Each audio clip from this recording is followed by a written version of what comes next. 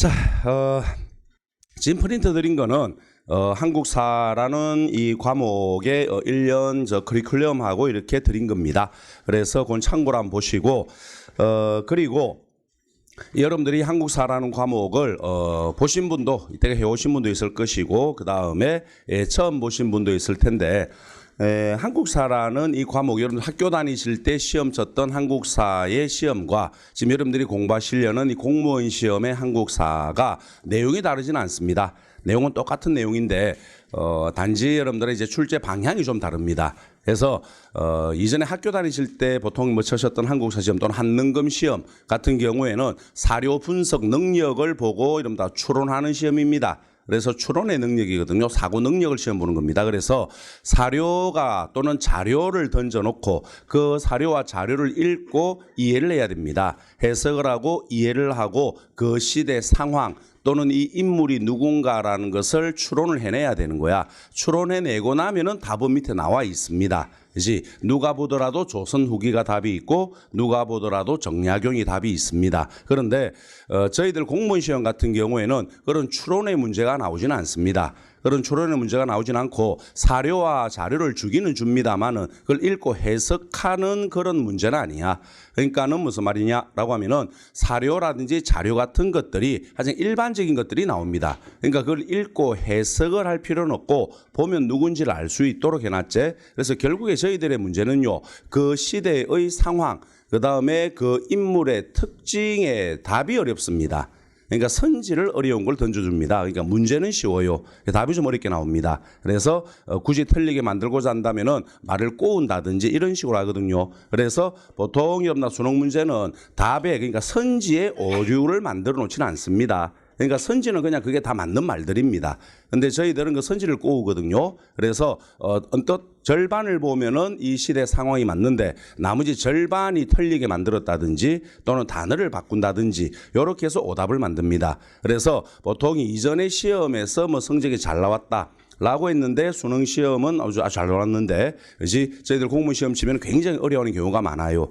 그리고 공무원 시험에 잘 나왔다 하더라도 또 이제 밖에서 치는 시험을 치면 굉장히 어려워하는 경우가 많다. 내용이 달라서가 아니라 출제 방향이 다릅니다. 따라서 여러분들이 공부를 하실 때는 그런 방향으로 공부를 좀 하셔야 될 겁니다. 대체 무슨 말입니까? 라고 하면은 작은 내용들이요. 그러니까 전반적인 흐름에다가 여러분들아 거기에 관련된 설명들을 좀 잘 외워두셔야 됩니다. 대체 그래서 어쩌면 좀 단순 암기의 문제가 많아요. 됐지? 그래서 지금 가지고 있는 교재 내용이 뭐 전체를 달달달 외울 필요는 없습니다만은 그 내용들을 전반적으로 머릿속에는 조금 정리가 되어 있어야 됩니다. 그래야지 여러분들 저희들이 고득점을 받을 수가 있거든요. 그래서 전체 저희 20문제 중에서 한두 문제 정도는 아주 쉬운 게 나옵니다. 우리 보통 뭐 자살 방지용 문제 이렇게 이야기하는데 그죠? 시험 치는데 뭐 뻥 뜨면은 좀 어려운 생각할 수 있기 때문에 그런 문제 한두 문제 나옵니다. 즉 빵점은 안 나온다는 말이다. 이제 근데 아무리 어려운 거 나와도 지금은 빵점은 안 나옵니다. 그리고 나머지 한 15개 또는 14개 정도가 이러면 그냥 평범한 문제입니다. 그러니까 어느 정도 공부를 좀 하셨으면 맞출 수 있는 문제가 나와. 그러니까 어느 정도 여러분들이 공부를 하셨다 그러면은 보통 한국사 점수는요 70대 정도는 나옵니다. 그죠? 그리고 이러면 다 조금 뭐 겐또 한두 개 맞았다라고 하면 이제 한 75, 80 이렇게 올라오거든요. 근데 그 점수 가지고 합격은 할 수 없습니다. 그러니까는 공부 조금밖에 안 했는데 60 나왔다, 70 나왔다라고 스스로를 대견하게 여길 정도의 점수야. 그래서 이 정도 점수 가지고 합격은 안 되거든. 그러니까 보통 우리 한국 합격 컷은요 85에서 90대라고 보시면 됩니다. 그죠? 안전선에 들어가려면 90 넘어가야 되는 거고, 그지? 85 받으면 깔랑깔랑합니다. 다른 과목 점수하고 비교를 해야 되거든요. 그래서 보통 한 3문제 또는 많으면 4문제 정도가 제가 방금 말씀드렸던 것처럼 굉장히 꼬아서 냅니다. 그리고 그 문제를 맞추느냐 못 맞추느냐가 합격의 당락을 결정하는 겁니다. 그래서 어느 정도 공부를 좀 했다라고 해서 점수대가 70 올라오더라라고 해서 야, 이 정도면 되겠다라고 하면은 여러분들아 여전히 이제 합격하기는 어려운 점수니까 한 4문제, 3문제 정도를 맞춰야 됩니다. 그러기 위해서는 좀 작은 것들을 좀 외우셔야 될 거다. 라는 거야. 해서 여러분들이 한국사 지금 공무원 쪽으로 이제 점수를 받기 위한 한국사는요. 일단 한국사의 가장 기본은 흐름입니다. 그렇지? 그래서 전반적인 시대사이기 때문에 전체적인 흐름을 잡으셔야 됩니다. 그렇죠? 그래서 공부를 하실 때 일단 제일 먼저 머릿속에 흐름을 잡아 두십시오. 그래서 어떤 상황이 전개되고 있고 이 상황의 결과 어떤 내용들이 나오고 있더라라는 흐름을 먼저 정리를 하셔야 되고, 그리고 그 흐름을 잡아가는 과정에서 두 번째는요, 뼈대를 세웁시다. 되겠지? 그렇지? 그러니까 핵심 키워드들입니다. 핵심 키워드들은 무조건 암기를 하셔야 됩니다. 되겠지? 그지? 그것들은 무조건 암기가 되셔야 되는 부분들이야. 그리고 핵심 키워드들을 암기해 나가는 과정에서 저희가 이제 판서를 해 들어가거든요. 그리고 판서하는 과정에서 제가 제목을 달아드릴 겁니다. 그 제목이 뭐예요? 라고 하면은 결국에 그 주제에서 나올 수 있는 문제 내용들입니다. 그러니까 문제 제목을 여러분 다 제목으로 잡는 거야. 알았지? 그래서 제목이 예를 들어 한 주제에 예를 들어 제목이 한 4개가 나오더라 라고 하면은 4개 주제를 가지고 문제를 만든다는 거야. 되겠지? 그지? 그래서 일단은 여러분 다 흐름을 잡으시고 그다음에 뼈대를 잡으셔야 되는데 뼈대를 제목으로 외우세요. 알았죠? 그래서 제목을 적어 드릴 때 그 제목을 허투루 보지 마시고 그게 어찌 보면 가장 중요한 부분입니다. 그지? 어떤 내용들을 가지고 문제가 나온다라는 것을 제목을 가지고 말씀드리는 거야. 되겠죠? 그지? 그래서 제가 수업 중에 쓰는 제목은요, 보통 일반적인 교과서나 교재에 나와 있는 제목하고 좀 다르게 정리할 겁니다. 왜냐하면은 문제 출제되는 것을 머릿속으로 끌어내기 위한 제목들이야. 그 제목이 이름이 좀 다르다.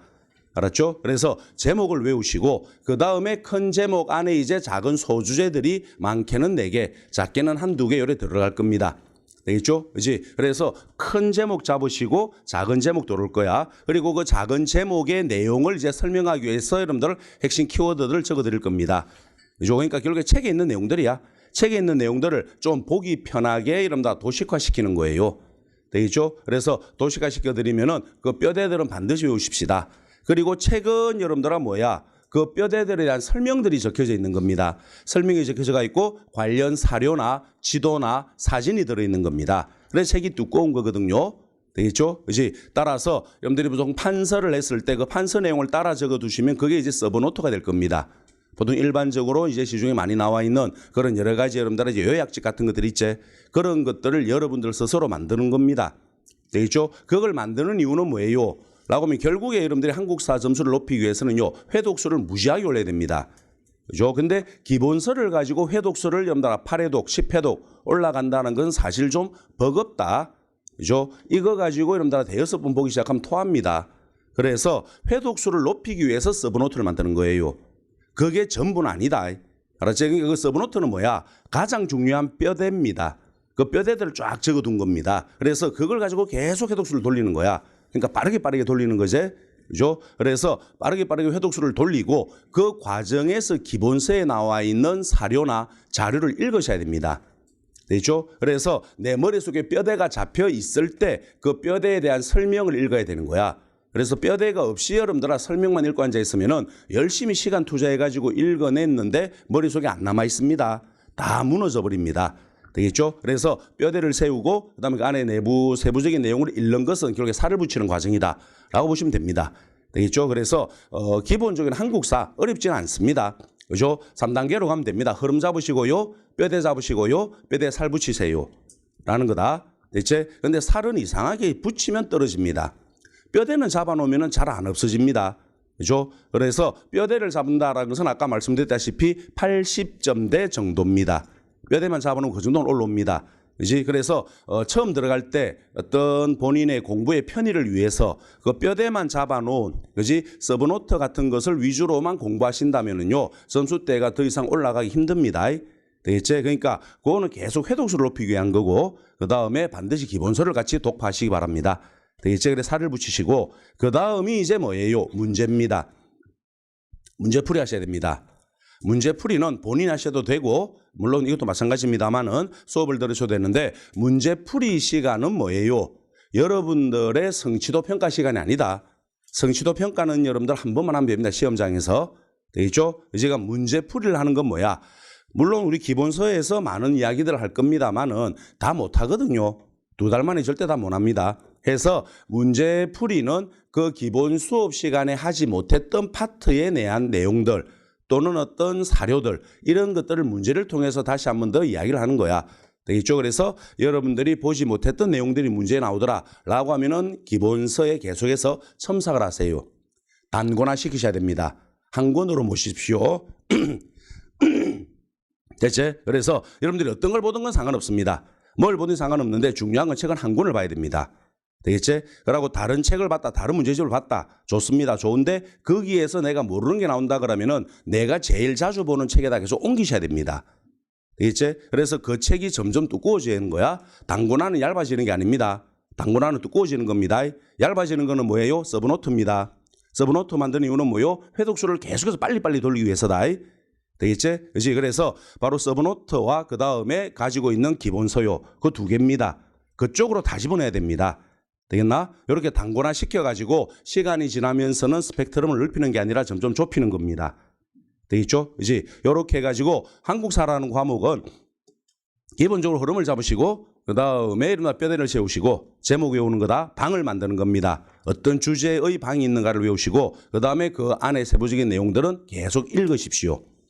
됐죠? 이제 설명까지 외우려고 하지는 마십시오. 너무 힘듭니다. 계속 읽으시면 되겠습니다. 읽어가면서 내용들을 정리를 해 나가십시오. 그리고 마지막 단계가 이제 문제입니다. 되겠죠? 그래서 시험 치는 그날까지 여러분들아 이제 문제를 통해 가지고 계속해서 이제 많은 거야. 문제 푸는 스킬이라든지 그 다음에 우리가 기본서에서 확인하지 못했던 내용들을 다시 한번 더 정리하고 외워가시면 되는 겁니다. 됐죠? 이제 이렇게 여러분들아 한국사를 공부를 하시면 되겠고 지금 학원에서의 우리 한국사 커리큘럼은요. 요거는 지금 기본 수업입니다. 되겠죠? 기본 수업은 주 한 번에 여러분들아 8주거든요. 그래서 전체적인 내용을 여러분들아 일일이 세밀하게 다 잡고 들어갈 수 없는 시간이야. 그럼 우리 기본 수업 시간에는 뭐 할 겁니까? 뼈대를 세울 겁니다. 제목만 잡을 겁니다. 되겠지? 세부적인 내용에 대한 설명들이 진행되기는 어렵다. 됐죠? 그래서 정치사를 중심으로 좀 설명할 걸 설명을 해드리고 나머지들은 거의 다 뼈대를 잡으며 갈 겁니다. 그래서 전체 8주 중에서 한 7주 정도를 정근대사적 상권에 잡을 겁니다. 분량이 많아서 그렇다. 그 다음에 하권은 여러분들아 전체적인 내용을 프린트로 해가지고 빠르게 진행할 겁니다. 되지? 그래서 하권은 한 주 내지 한 주 반 정도를 투자해가지고 진행을 할 예정입니다. 되겠죠? 그렇게 진행을 할 거고 요거 다음이 보통 이제 2&2 수업이라 그러는데 그거는 2번입니다. 같은 교재 같은 내용이야. 근데 주에 2번 들어가기 때문에 이제 우리 기본반 수업에 비해서는 뭐요? 시간적 여유가 있다. 그래서 2&2 수업 시간에는 역시 뼈대를 잡고 거기에 대한 이제 세부적인 내용들이 많이 들어갈 겁니다. 됐나요? 이제 그렇게 하는 수업이 바로 2&2 수업이고 그 다음이 이제 더암기 수업이라고 있는데 그거는 여러분들아 여러분들에게 이제 필기를 하십시오. 판서에 들어가는데 필기를 하시는 분도 있는데 잘 안 하시고 그리고 한 번씩 결석을 하시고 하면은 붕 뜹니다. 우리 여러분들아 보통 하루 정도 결석하면은 한 200~300년 날아갑니다. 되겠죠? 그지? 그래서 고려시대 잠깐 듣다가 결석했는데 오면은 조선 들어가가 있다. 됐죠? 해서 그런 경우가 있다 보니까 필기를 하시는데 자꾸 중간에 뚱뚱 떠죠. 뚱뚱 떠고 있다. 그래서 여러분들 더암기 시간은 저희들이 판사한 내용을 따로 프린트를 합니다. 프린트해가지고 그걸 다시 드릴 겁니다. 드리고 여러분들아 그 부분의 중요한 파트를 다 이렇게 가로를 칠 겁니다. 2개가 가는 거야. 그래서 판사한 내용을 한 번 더 외우시고 그 다음에 빈칸 한번 채워보시고 그 다음에 그 파트에 관련된 문제를 풀 겁니다. 그래서 저희 지금 기본서에 문제가 있지만 문제를 풀 시간이 지금 없거든요. 그래서 더암기 시간에 이제 기본 내용과 그 다음에 문제를 병행을 하면서 말 그대로 더암기를 할 텐데 그 더암기는 파트별로 나누어져 있습니다. 정치 파트가 있고 사회, 경제, 문화 파트가 있고 그 다음에 근현대사 파트가 있습니다. 이렇게 세 파트로 나뉘어져 가지고 본인이 여러분들 심화 수업까지 진행을 하고 본인이 조금 부족하다, 힘들다, 점수 하나 나온다 라고 하는 파트 진행할 때 그 수업을 진행하시면 될 겁니다. 그죠? 그리고 더암기 시간이 그렇게 3개 주제로 있고 그 다음에 또 뭐가 있냐면 모강이라고 있다. 모의고사입니다. 이제 전범위 모의고사입니다. 그러니까 실전 모의고사 같은 거야. 그래서 전범위 모의고사 문제 예상 문제입니다. 그걸 가지고 한번 여러분들이 시간 맞추어서 문제를 풀고 그 다음에 그 문제 풀이를 하고 할 겁니다. 되겠죠? 이런 기본적인 커리가 걸쳐져 있으니까 그 커리대로 한번 맞춰 오시든지 안 그러면은 혼자 공부를 하신다라고 하면은 그 형태로 제가 아까 말씀드린 것처럼 여러분들아 기본 뼈대를 세우시고 그 다음에 그 뼈대의 내용은 책을 통해서 계속 읽으시고 그 다음에 문제를 통해서 그것들 다시 한번 더 다져보시고 이런 과정을 진행하시면 될 겁니다. 됐습니다. 한국사 문제가 어렵진 않습니다. 그리고 저희들은 이런 말씀들이 좀 쪽팔리긴 하지만 이제 학문을 배우는 게 아닙니다. 되겠지? 역사학을 배우는 게 아니야. 말 그대로 그냥 국사를 배우는 겁니다. 점수 따기입니다. 되겠죠? 이제 그래서 이게 무슨 말입니까? 학설은 문제 절대 안 나옵니다. 되겠지? 이런 이야기가 있는데 여기에 반론이 제기되더라. 안 나옵니다. 그 문제 냈다가 시급합니다. 그죠? 얼마 전에 법정 소송까지 붙어가지고 다법섬으로 판결난 문제도 있고 그렇다. 되겠죠? 그래서 그런 문제들은 머리 아프기 때문에 안 냅니다. 그래서 학설 같은 것들 여러분들 외울 필요 없습니다. 솔직하게. 되겠죠? 그렇지? 그래서 기본적 국정교과서에서 고등학교에서 가르치고 있는 그 주제 그대로 외우시면 됩니다. 문제 그거밖에 안 나오니까. 되겠지? 그래서 학문으로 들어가지 마십시오. 학문으로 들어가면은 남들 볼 때 있어 보입니다. 그지? 좀 있어 보이고 뭔가 좀 많이 하는 것 같이 보이고 그래. 근데 중요한 거 답 하나, 문제 하나도 안 나온다. 되겠죠? 그러니까 그런 것들 보지 마시고 정말 답을 찾기 위한 문제로서 여러분들이 공부를 해 들어가시면 될 거야. 그래서 오히려 더 포커스가 줄어듭니다. 넓힐 필요 없습니다. 100을 공부해도 문제는 20 나옵니다. 50을 공부해도 문제는 20이 나옵니다. 되겠지? 그래서 딱 20 나올 것만 공부하면 제일 좋겠는데 그게 힘드니까는 여러분들아 30, 40 정도 나가는 거야. 그렇지? 그래서 이거를 여러분들아 뭐 나올지 모르니까 저 100까지 넓히고 하는 경우가 있는데 그렇게 공부하는 학생들, 합격한 학생들 제법 많거든요. 근데 거의 다 합격하고 나면은 뭐라 그럽니까? 내가 너무 많이 했다라고 이야기들을 다 합니다. 되겠죠? 그지? 왜? 그렇게 해봤자 여러분들은 나오는 게 요거밖에 없거든. 그러니까는 이게 뭐 와시바 상식의 증가다. 해봐라. 그지? 합격하고 나면 다 까먹는다. 이상하리만큼은 싸그리 다 까먹습니다. 뼈대만 따라락 남아 있습니다. 그래서 뭐 좀 시키려고 해도 기억이 안 난다. 개사체. 그죠? 그러니까 많이 하지 마십시오. 그지? 상식을 증가시키고 싶으면 합격하고 난 다음에 해라. 야간대학 편입하든지. 되겠죠? 그래서 그 부분에 조금 더 스펙트럼만 조금만 더 넓혀라. 그 정도만 하시면 됩니다. 넓게 하실 필요 없다. 알았지? 해가 나쁠 건 없지만은 시간적으로 너무 많이 듭니다. 너희들이 국사만 할 것 같으면야 까놓고 200, 300 가죠. 근데 5개를 해야 되기 때문에 그렇게 하면은 다른 과목에 투자할 시간이 없다. 여러분들의 발목을 잡는 건 사실 국사라는 과목도 있겠지만은 기타 영어라든지 이런 과목들이 너가 발목들을 잡기 때문에 그쪽에 시간을 조금 더 투자를 하셔야지 최대한 국사 시간은 감소를 시켜야 됩니다. 그래서 넓히지 마십시오. 그래서 20이 나온다라고 하면은 우리 수업 중에 한 40 정도를 할 겁니다. 되겠지? 기본 수업은 20만큼도 사실 잘 못합니다. 시간이 없기 때문에. 그리고 우리 시마22 들어가면은 한 40 정도를 할 겁니다. 되겠죠? 그리고 다음기 수업 들어가면 거기다 10 정도를 더해가지고 50 정도를 할 거예요. 이것만 해도 됩니다. 이래 해가지고 너희들이 기출문제 풀어보제. 그럼 학생 막 뛰어옵니다. 흥분해가지고 아 씨발 이것도 나오던데요 하면서 그 생판 처음 보는 그런 인물의 주장도 들고 오죠. 그거 몰라도 답은 찾습니다. 그러니까 그런 걸 던지는 거는요. 너 급주기 위해서야. 그지? 그러니까 급주기용 선지는 보통 1, 2번에 들어갑니다. 그죠? 그러면은 지문 읽어보고 쎄 빠지게 읽어보고 와 씨발 다행이다 정약용이다 라고 해서 1번 반대 씨발 모르겠지. 2번 반대도 모르겠다. 처음 보네 유소온도 아니고 홍대용도 아니고 몰라. 그지? 그럼 쫄죠. 쫄면은 이제 나 막상 시험장에서 눈물 난다. 그죠? 지나간 1년이 주마등처럼 막 지나갑니다. 이 짓을 또 해야 되나 씨발 개사코.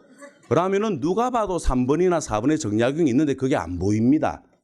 그지? 가슴이 두근거리기 시작하거든요. 그죠? 그런 문제가 앞에서 한 2문제가 더 있다 그러면 끝난 거예요. 시험 치기가 싫어지지. 왜? 이미 불합격이다 라고 생각해버리기 때문에. 그죠? 그런 식으로 여러분들 함정용으로 나오는 거야. 그러니까 그거 몰라도 답은 찾아요. 그지? 그래서 제가 말했잖아. 우리 학문 배우는 거 아니라고. 그지? 답만 찾으면 된다고. 알겠지? 그러니까는 기본적인 내용만 바삭하게 내 머리에 있으면 답은 다 찾습니다. 되겠죠? 그리고 앞에 1번, 2번이 누군지 몰라도 돼요. 몰라도 답만 찍어놓고 3번, 4번 중에서 4번이 누군지 몰라도 돼. 그지? 선지 4개 중에 여러분들 하나만 알면 되잖아. 정약용이라는 사람만. 그지? 그 사람이 들어오면 그거 찍어내면 됩니다. 거의 90% 이상의 문제가 그렇습니다. 그지? 근데 가끔 가다가 이제 그런 문제, 기출문제를 풀어보고는 와, 내가 이 정도까지 공부해야 되는구나. 라고 지 혼자 스펙트럼을 더 넓힙니다. 네이버 백과사전 DB거든요. 그지? 그래서 박은식 뜨면 박은식 찾아가 씨발 다 적고 앉아있지. 이만큼. 그 미쳤나, 씨. 박은식이라는 사람이 나올지 안 나올지도 모르는데, 그지? 거기에 여러분들 하루 종일 투자하고 앉아 있는 거지. 그러지 마십시오. 알았지? 그렇게 공부하시는 분들의 특징은요, 그렇게 공부하는 자신의 모습이 뿌듯해서 그래요. 그지? 논문 쓰는 것도 아니고 왜 그럽니까? 그럴 필요 전혀 없다. 알았죠? 그러니까는 여러 번 말합니다. 답만 찾으면 됩니다. 스펙트럼 넓히지 마십시오. 넓히기 시작하면 학문됩니다. 되겠지? 그지? 그러니까는 20이다. 그러면 여러분들 최대한 30, 그래서 40 내지 50 정도만 가져가십시오. 그거만 해도 버거울 겁니다. 솔직하게. 알았지? 그거 넘어가는 문제 나온다. 버려라. 버리십시오. 되겠지? 그지? 과감하게 버리십시오. 멘탈 뗀뗀하게 가져라. 그지? 무엇보다 여러분들 다 시험 치고 있는 고등교육을 받으셨고 또는 받으시고 있는 중이고 하겠지만은, 그죠? 그 멘탈이 단단해야 됩니다. 멘탈이 약하면 안 된다. 멘탈 약하면은 자꾸자꾸 불안이 팔랑귀가 됩니다. 그지? 그러니까 내가 이거 보고 있는데 남들이 또 저런 문제 보면 또 그 문제 또 사죠. 그지? 그 책만 자꾸자꾸 늘어나는 거야. 그죠? 그러니까 그래 하지 마시고 딱 좁히십시오. 왜? 일단은 뭐 해야 될 때야. 지금 여러분들이 처음 시작할 때는요, 자신감을 가질 때입니다. 되겠나? 그러니까 넓힐 때가 아닙니다. 그러니까는 지금 가지고 있는 거, 하고 있는 것만이라도 바짝 외워봐봐. 그죠? 충분합니다. 진짜 충분하다. 되겠지? 그지? 그러고 거기에 조금 불안함을 죽이기 위해서 뭐 하는 거야? 문제를 보는 거예요. 문제를 통해 가지고 실망하라는 말이 아니야. 그러니까 점수에 연연하지 마라. 점수에 연연하지 말고 이거 가지고 불안하니까 혹시 문제 선지에서 내가 보지 못했던 그런 인물의 설명이 있다든지 어떤 그 시대 상황이 있다든지 하면은 아, 이런 것도 있었구나 라고 다행이다 하면서 그걸 가져와 가지고 말하는 거야. 너희들이 가장 많이 보는 책에 첨삭을 하는 거야. 당번화 시켜나가는 거야. 이해되겠지? 그지? 그래서 내가 알고 있는 게 살을 조금 더 붙이고 조금 더 붙이고 하는 겁니다. 됐자? 그지? 이런 식으로 가는 거야. 그러니까 문제풀이는 문제를 통해서 점수를 찾는 게 아니야. 알았지? 불안하니까 혹시 모르는 게 하나 더 나오면 그걸 집어넣어 보자는 겁니다. 그런 것은 주로 여러분들아 기출문제를 통해서 하시기 바랍니다. 왜냐하면 한국사는요, 기출된 사료, 기출된 어떤 내용의 선지를 한 번 더 써먹는 경우가 종종 있습니다. 되죠? 왜냐하면 학설들이 많다 보니까요, 잘못 이야기했다가는 다치거든요. 그러니까 예전에 나왔다. 근데 아무 문제 없다. 이건 인정된 문제거든. 사료나 선지나 전부 다. 그럼 그걸 하나씩 써먹어도 아무 문제가 없는 거예요. 되겠지? 그지? 그래서 많은 기출문제를 풀어보시고, 그 다음에 예상문제 풀어보시고, 예상문제는 주로 기출되지 않은 부분에서 언급을 합니다. 문제를 만들 때 그래 만듭니다. 되겠지? 그래 만들다 보니까는 문제가 많이 어렵습니다. 기출문제보다 예상문제가. 예상문제는 보통 이제 선생님들이 만드시는 거거든. 제 수업은 제가 만든 걸 씁니다. 되겠죠? 그래서 주로 기출에서 언급되지 않는 것들을 이야기하다 보니까는 굉장히 힘들어합니다. 그죠? 어저께 저희 수업에 이제 단기 모강 수업이 있었는데 거기에 여러분들아 문제 풀어가지고 한 100여 명 정도 학생의 여러분들아 평균 점수가 42점 나왔거든. 그지? 그 여러분들아 왜? 이때가 내가 막 공부하면서 기출되는 부분, 기출이라는 것은 자주 나오는 부분들이거든. 거기에 대해서 막 단련이 돼 있는 거야. 근데 예상 문제는 그거 말고 다른 거에서 주로 문제를 만듭니다. 왜? 너희들의 실력을 평가하는 시간이 아니라 그랬잖아. 공부하는 시간이거든. 그러니까 기출을 통해서 많이 나오는 부분을 많이 외웠을 거니까 이제는 그 이외의 부분도 좀 정리를 해봅시다라는 뜻입니다. 되겠죠? 그렇지? 그렇게 해가지고 또 외워나가면 돼. 그런데 그런 모강 시간에 시험 치면 보통 한 8회 내 10회를 하는데 1, 2, 3, 4에 들어가면 50점 밑으로 옵니다. 그런데 여러분들아 한 6, 7, 8에 들어가면은 또 문제 점수가 어떻게 됩니까? 한 7, 80점 올라와 있습니다. 평균이. 그죠? 왜냐하면 그래봤자 또 내나 나오는 게 또 나오거든. 되겠나? 이제 그래서 굉장히 체감 난이도를 높여놓죠. 그러고 시험장에 딱 들어가면은 순식간에 체감 난이도 확 내려갑니다. 그죠? 그래서 아주 쉽게 풀어갑니다. 됐나요? 그지? 어쨌든 이런 단계로 진행이 될 거니까 그 단계로 보시고 그리고 절대 국사라는 과목에 여러분들아 부담감을 느끼지 마십시오. 절대 부담 없습니다. 그지? 부담감 느끼는 이유는 뭔데? 지 혼자 넓혀서 그래. 계속 넓혀 나가서 그렇다고 절대 문제 안 나옵니다. 알았지? 오히려 스펙트럼을 좁혀가지고 딱 기본 들어갈 때는 좁아진 스펙트럼에서 연락에 쪼으십시오. 그러고 어느 정도 여러분들아 심화가 정리가 되고 문제를 통해서 말하는 거야. 그 스펙트럼을 조금씩 넓혀 나가라는 거야. 알겠나? 그지? 요렇게 해두시면은 충분합니다. 한국사요. 그지? 전생에 나라를 구하셨다. 100점 나옵니다. 되겠지? 그지? 전생에 나라 팔아먹었다. 그래도 90, 95 나옵니다. 되겠지? 그지? 요렇게 돼 있는 거니까 아무 걱정하지 마시고 국사라는 과목에 여러분들아 오히려 조금 더 힘을 실어가지고 공부를 하시고 그리고 영어나 국어, 언어에 비해서 국사가 조금 접근하기 편하다.